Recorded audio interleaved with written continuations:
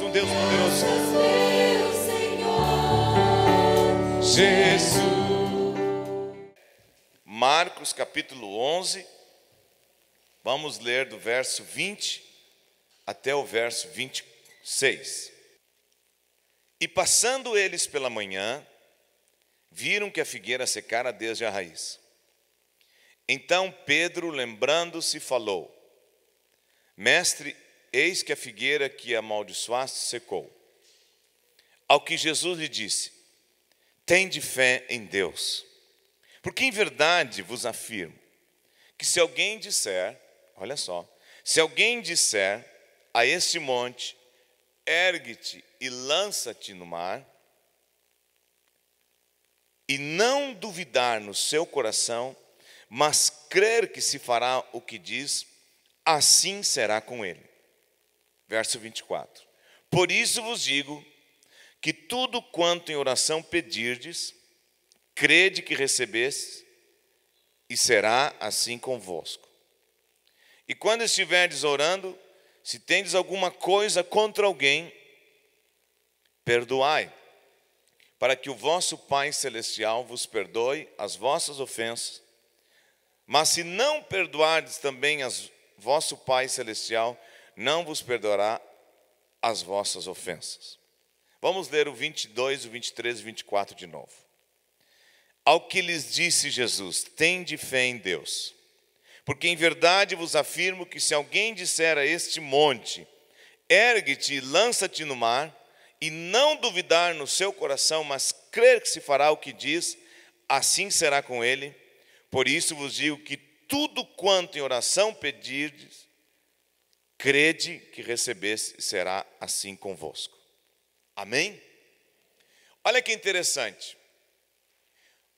Os 4 evangelhos, o de Mateus, o de Marcos, o de Lucas e de João, falam do tempo do nascimento de Cristo até a sua morte, e também fala da sua ressurreição e da sua ascensão. Mas a maioria dos milagres e dos fatos que é relatado aqui, como este, da vida dele com os discípulos, foi nos 3 anos que ele andou com os discípulos. E enquanto Jesus, como líder, estava com eles estavam tranquilos, estavam seguros. Toda vez que eles tinham um problema, uma pessoa enferma, uma pessoa com uma necessidade, ou uma palavra de sabedoria para resolver um assunto, eles recorriam para Jesus. Eles pediam ajuda para Jesus. Só que Jesus estava deixando claro para eles também que isso ia acabar, que ele ia morrer, né? E que ele ia subir, mas que ele ia mandar o Espírito Santo. E por mais que eles não gostariam de ter esta noção, eles estavam tendo que o líder deles ia sair, ia desaparecer. Eu fico imaginando a sensação também de que Josué teve quando Moisés desapareceu, que Salomão teve quando seu pai Davi também desapareceu. Existe um conflito quando alguém é influente, morre e deixa de existir. Existe um conflito no coração dos que vão continuar. Vem insegurança, vem medo, vem dúvida, vem questionamentos. Tá, mas até agora estava tudo tranquilo. Ele estava aqui conosco, o Rei dos Reis, Senhor dos Senhores. Mas e agora? E agora? Jesus estava deixando bem claro para eles: eu vou deixar vocês também, mas eu vou mandar o Espírito Santo.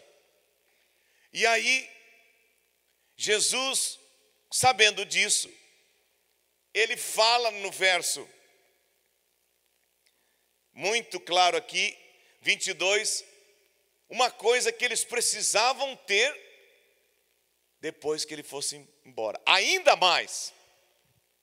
Não que eles não precisassem ter já quando Jesus estava com eles. Aliás, por falta de fé, muitas vezes eles foram admoestados por Jesus, não xingados para ser derrotados, foram admoestados, né? A Bíblia diz que nós devemos ensinar nossos filhos na disciplina e na admoestação do Senhor. Admoestar não é viver batendo, xingando.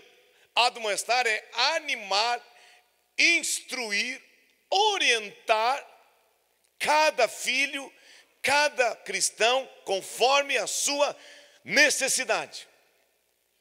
E muitas vezes, por faltar esta fé, Jesus dizia para eles: mas como é pequena a fé de vocês? Mas a fé de vocês está sem expressão. E aqui, Jesus no dia anterior tinha dito para aquela figueira, já que ela não tinha fruto, que ela ia secar. E eles viram que tinha secado no dia seguinte, e eles ficaram espantados. E disseram: olha só, aconteceu. E Jesus disse: vocês precisam ter fé em Deus. Digam todos: eu preciso de fé. A fé que vem de Deus. Como mãe, como pai, como filho, como patrão, como funcionário, eu preciso de fé que vem de Deus. Fé em Deus. A fé não tem casamento com medo. Nós podemos ter medo, nós podemos ter insegurança, mas não ser dominados por isso. Porque o medo produz tormento. A fé não produz tormento. O medo produz passividade. O medo produz uma atitude em nós de não fazer nada. Vamos esperar para ver o que vai dar. Não, nós não vamos esperar. O medo se baseia na dúvida, mas a fé se baseia na palavra de Deus que não muda. Por isso, a fé não tem nada a ver com medo e nem com a dúvida. O que diz em Hebreus? Fé antes de incerteza, fé é certeza. Não é dúvida, é certeza das coisas que se esperam. E a convicção, quando a Bíblia fala de convicção e certeza, está falando do que diz aqui mais na frente: se não duvidar no coração. No coração. O que nos faz voltar atrás em uma caminhada é a falta de convicção. Mas eu quero dizer que a igreja tem que ser um povo convicto. A igreja tem que ser um povo convicto. E convicção e certeza traz clareza, traz luz, não traz dúvida. A Bíblia diz que aquele que tem dúvida é semelhante à onda do mar. Ela vai e ela vem. É como a gangorra, uma hora em cima, outra hora embaixo. Uma hora em cima, outra hora embaixo. Não. Diga a pessoa que está do lado: fé é uma certeza que não depende das circunstâncias. É uma certeza que não depende, ela é incondicional. Ela não depende de algo mais. A base dela é a palavra de Deus. O que a Bíblia diz? Que o Evangelho é o poder de Deus. Então eu creio que o Evangelho é o poder de Deus. O que a Bíblia diz? Se Deus é por nós, então eu creio que Deus. O que a Bíblia diz? Agindo Deus. O que a Bíblia diz? E esta é a confiança que temos: se pedimos alguma coisa segundo a sua vontade, Ele nos ouve. E o que a Bíblia diz ali? Tende fé em Deus. Não dúvida, não incerteza. Nós não cremos porque vimos, ou impomos condições, sim, porque simplesmente confiamos que Deus não mente e não muda.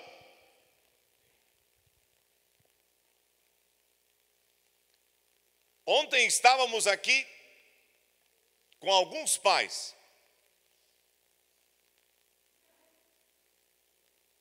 E falamos para eles e para nós, pais, pastores estavam aqui. Todos nós estávamos aqui ontem à noite, os pastores. E um já é vô, que é o Pedro. E falamos para eles. Nós como pais, precisamos de sabedoria, de amor, paciência, integridade e de fé. Esta fé, que não depende de muita explicação, não depende da lógica. Eu preciso ver para crer. Lembra de Tomé, né? Não, Jesus, deixa eu ver aí, deixa eu tocar aí, Jesus.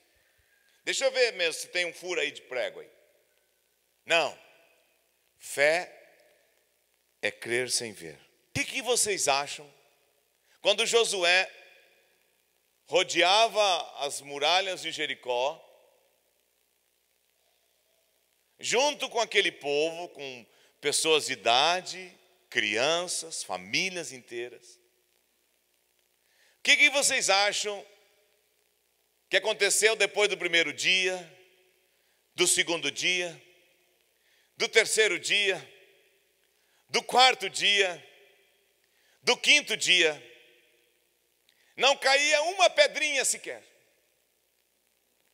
E um povo gritando: seus malucos, o que vocês estão fazendo? Vocês não estão vendo o tamanho desta fortaleza? Mas havia um homem, cujo espírito dele era diferente, chamado Josué, que ele não duvidou da promessa de Deus. Nós cantamos um cântico hoje à noite que eu vou confiar na promessa. As promessas são palavras que Deus dá para o seu povo para fortalecer a nossa fé, irmãos. Quantos têm promessas de Deus na sua vida? Deus não esqueceu dessas promessas. Josué não tinha esquecido. Deus tinha dito para ele: vai cair as muralhas, vai cair. E talvez alguns estavam desanimando, e ele estava lá caminhando dizendo: não desista, não desista, recém o primeiro, o segundo, o terceiro, no sétimo vai acontecer. Assim como Deus me instruiu, vai acontecer. Isto é fé. Noé, tu está doido, Noé? Ô louco meu, quem disse para ti que vai chover e tu vai fazer essa baita coisa de ser baita barco, tchê? Noé, divinamente instruído por Deus. A fé dele estava na instrução de Deus. A fé de Josué estava na instrução de Deus. A fé de Davi diante do Golias estava na instrução de Deus. Cristo venceu Satanás na tentação, na instrução de Deus. E a igreja vai vencer pela fé, com a instrução que vem de Deus, que alimenta a nossa fé. Nós andamos por fé e não pelo que vemos na política, na economia ou na ciência ou nisso. Nós confiamos que Deus é soberano. E Ele tem o melhor para mim e para ti. Diga: Deus tem o melhor para mim e para minha família. Então, a fé, ela não produz medo nem dúvida. Ela produz confiança. Hebreus diz que Jesus é o autor e consumador da fé. Ele ouvia o pedido das pessoas e depois dizia para as pessoas: vai, a tua fé te salvou. Vai, a tua fé te salvou. Isso tem muitos exemplos. Lucas 7:50, 8:48, 17:19, 18:42. Não vamos ler, você lê em casa. Não basta apenas acreditar, nós temos que expressar a nossa fé. O que Jesus perguntou? Quem me tocou? Foi ou não foi? E os discípulos disseram: mas Jesus, uma multidão te toca e tu pergunta quem te tocou? Não, alguém me tocou porque eu senti que de mim saiu poder. Por que ele queria? Aí eu pergunto para vocês: Jesus sabia ou não sabia quem tinha tocado? Claro que sabia. Jesus queria um passo a mais na fé daquela mulher. a fé tem que se expressar. Diga na frente de todo mundo, mulher: eu fui curado, nunca mais vou ser o mesmo. E aqui entra uma coisa importante. A fé produz confiança, muda a minha vida, faz o milagre de Deus na minha vida, traz a mudança de Deus na minha vida. E eu testemunho essa mudança por vida e por palavras para as outras pessoas. Quem já disse para uma pessoa assim: Deus tem um propósito na tua vida, Ele mudou a minha e pode mudar a tua, e correu lágrimas nos olhos de alguém? Levanta a mão. Por quê? Uma expressão tão simples. Porque é vida, é fé. Aconteceu. Aconteceu. Então, Jesus está ensinando. Verdade vos afirmo, se alguém disser e acreditar naquilo que falou, não duvidar no coração, assim será com ele. Diga à pessoa que está ao outro lado: Deus sabe tudo sobre a tua vida. Mas você tem que pedir com fé. Você tem que abrir o teu coração. Sabe por que também isso é importante? Porque demonstra que a gente quer mudança. A mudança começa quando nós reconhecemos que precisamos de mudança. O milagre vem quando nós reconhecemos que nós precisamos dele e declaramos: só tu, Jesus, pode fazer isso, eu não posso fazer. Quando eu nasci, meu pai e minha mãe oraram por mim e disseram: só tu pode curar o nosso filho da asma. Quando minha mãe estava desenganada e os médicos deram 10% de vida para ela, meu pai disse: só tu pode curar minha esposa. E curou. Eu quero que você saia daqui esta noite dizendo: só Jesus pode na minha vida. Agora é interessante o verso 24. Tudo quanto pedirdes em oração, crede que recebestes, e será assim convosco. E eu volto a dizer: quando eu creio, Deus age em meu favor. Diante das dificuldades de qualquer um de nós aqui, a fé será provada. Porque a fé verdadeira, ela tem que ser provada. A fé, ela não nasce pronta. Não. A fé, ela tem que ser desenvolvida. A fé é como um músculo. Tem que ser exercitado, senão atrofia. Então, a fé que Deus dá a mim e a ti, quando Ele diz: tenha fé que vem de Deus, Jesus disse, ela vai ser exercitada na minha vida e na tua vida pelas experiências difíceis e fáceis. Não pensa que seguir a Cristo é tudo marmelada, é tudo mar de rosas. Não, tem dificuldade, no mundo passais por aflições, mas tem de bom ânimo, sempre uma palavra. Sempre uma palavra que alimenta a nossa fé, para não desistir, para não correr, para não fugir. É interessante o convite que Jesus fez: vinde a mim todos que estão cansados e sobrecarregados, e eu vos aliviarei. Um dia, antes de Jesus chamar os seus discípulos e apóstolos, Ele chamou e disse: segue-me, dizendo: venham a mim. E esse convite Ele faz a ti agora. Se você quer ser um seguidor de Jesus, não de uma religião, se você quer aprender com Jesus dia a dia a viver com vitória e com fé, se você quer ter perdão dos teus pecados, ser livre de condenação e do teu passado, ter paz dentro de ti, paz dentro de ti, aonde tu estás, quer entregar a tua vida para Jesus, ninguém está te olhando agora.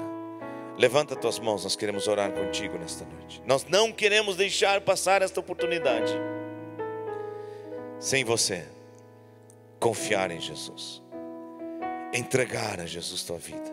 Fecha os teus olhos, levanta uma das tuas mãos e repita conosco assim: Senhor Jesus. Você que ficou em pé, diga: Senhor Jesus, nesta noite eu aceito a Ti como meu Salvador, como aquele que morreu na cruz para perdoar os meus pecados, para me dar uma nova história na minha vida. Diga: eu entrego a minha vida a Ti, aceito a Ti como meu Salvador e Senhor. Diga: renuncio agora todo o caminho de trevas, de engano e de mentira, e me rendo a Jesus. E diga, e desde o primeiro dia, diga isso, da minha entrega, diga: pela fé, eu declaro que eu sou salvo, curado e abençoado. Você que fez essa oração, nós te abençoamos nesta noite, em nome de Jesus. Declaramos o amor de Deus invadindo o teu ser, tua casa, tua vida, teu pai, tua mãe, teu esposo, tua esposa. Declaramos que a partir de hoje tu vai ser um instrumento de mudança na tua vida, na vida da tua casa, da tua família, em nome de Jesus. Tu és um Deus poderoso, Jesus.